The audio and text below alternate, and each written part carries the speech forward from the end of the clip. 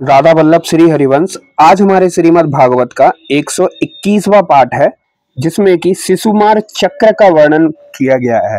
श्री सुखदेव जी कहते हैं, राजन, सप्त ऋषियों से 13 लाख योजन ऊपर ध्रुवलोक है। इसे भगवान विष्णु का परम पद कहते हैं। यहाँ उत्तानपाद के पुत्र परम भगवत भक्त ध्रुव जी का विराजमान है। अग्नि, इंद्र, प्रजापति, कश्यप और धर्म, ये सब एक साथ अत्यंत आदर पूर्वक इनकी प्रदक्षिणा करते रहते हैं। अब भी कल्प प्रयत्न रहने वाले लोक लोक इन्हीं के आधार स्थित हैं। इनका इस लोक का प्रभाव हम पहले चौथे स्कंद में वर्णन कर चुके हैं। सदा जागते रहने वाले अव्यक्ति गति भगवान काल के द्वारा जो ग्रह नक्षत्र आदि ज्योतिर्गण निरंतर घुमाए जाते हैं, भगवान ने ध्रुव लोक को ही उन सबके आधार स्तंभ रूप से नियुक्त किया है। अंततः यह एक ही स्थान में रहकर सदा प्रकाशित होता है। जिस प्रकार दाएं चलाने के समय अनाज को कूदने वाले पशु छोटी, बड़ी और मध्यम रस्सी में बंधकर क्रमशः निकट, दूर और मध्य में रहकर खंबे के चारों ओर मंडल बांधकर घूमते रहते हैं, उसी प्रकार सारे नक्षत्र और ग्रहगण बाहर भीतर के क्रम से इस काल चक्र में नियुक्त होकर ध्रुवलोक का ही आश्रय लेकर वायु की प्रेरणा से कल्प के अंत तक घूमते रहते हैं। जिस प्रकार मेघ और बाज आदि पक्षी अपने कर्मों की सहायता से वायु के अधीन रहकर आकाश में उड़ते रहते हैं, उसी प्रकार ये अपने कर्मों के अनुसार चक्कर काटते रहते हैं, पृथ्वी पर नहीं गिरते। कोई कोई पुरुष भगवान की योग माया के आधार पर स्थित इस ज्योतिष चक्र का शिशुमार सूस के रूप में वर्णन करते हैं। यह शिशुमार कुंडली मारे हुए हैं और इसका मुख नीचे की ओर है। इसकी पूंछ के सिरे पर ध्रुव स्थित है। पूंछ के मध्य भाग में प्रजापति, अग्नि, इंद्र और धर्म हैं। पूंछ की जड़ में धाता और विधाता हैं। इसके कटी प्रदेश में सप्त ऋषि हैं और यह शिशुमार दाहिनी ओर को सिकुड़कर कुंडली मारे हुए हैं। ऐसी स्थिति में अभिजित से लेकर पुनर्वसु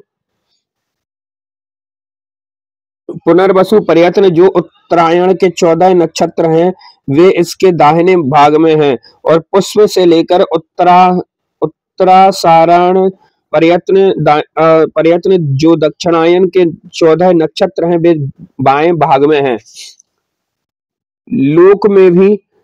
लोक में भी जब शिशुमार कुंडलाकार होता है, तब उसके दोनों ओर के अंगों की संख्या समान रहती है। उसी प्रकार यहाँ नक्षत्र संख्या में भी समानता है। इसकी पीठ में अजवीथी, मूल, पूर्वाषाढ़ा और उत्तराषाढ़ा नाम के 3 नक्षत्रों का समूह है, और उधर में आकाश गंगा है। राजन, इसके दाहिने और बाहिने कटी तटों में पुनर्वसु और पुष्य नक्षत्र हैं। पीछे के दाहिनी और बाएं चरणों में आरणा और आश्लेषा नक्षत्र हैं तथा दाहिने और बाएं नथनों में क्रमशः अभिजीत और उत्तराषाढ़ा हैं। इसी प्रकार दाहिनी और बाएं नेत्रों में श्रवण और पूर्वाषाढ़ा और एवं दाहिने और बाएं कानों में घनिष्ठा और मूल नक्षत्र हैं। मघा आदि दक्षिणायन के 8 नक्षत्र बाईं पसलियों में और विपरीत क्रम से मृगशिरा और उत्तरायण के 8 नक्षत्र दाहिनी पसलियों में हैं।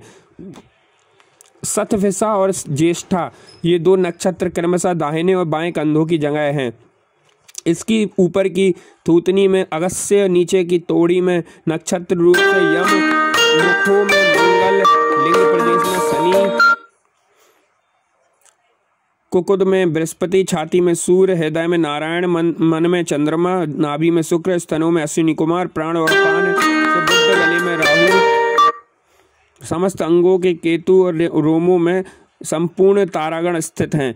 राजन, यह भगवान विष्णु का सर्वदेवमय स्वरूप है। इसका नित्य प्रति सायंकाल के समय पवित्र और मौन होकर दर्शन करते हुए चिंतन करना चाहिए, और इस मंत्र का जप करते हुए भगवान की स्तुति करनी चाहिए। संपूर्ण ज्योतिर्गणों के आश्रय कालचक्र स्वरूप देवाधिपति परम पुरुष परमात्मा का हम नमस्कार पूर्वक ध्यान करते हैं। ग्रह, नक्षत्र और ताराओं के रूप में भगवान आदि दैविक रूप प्रकाशित हो रहा है। वह तीनों समय उपर्युक्त मंत्र का जप करने वाले पुरुषों के पाप नष्ट कर देता है। जो पुरुष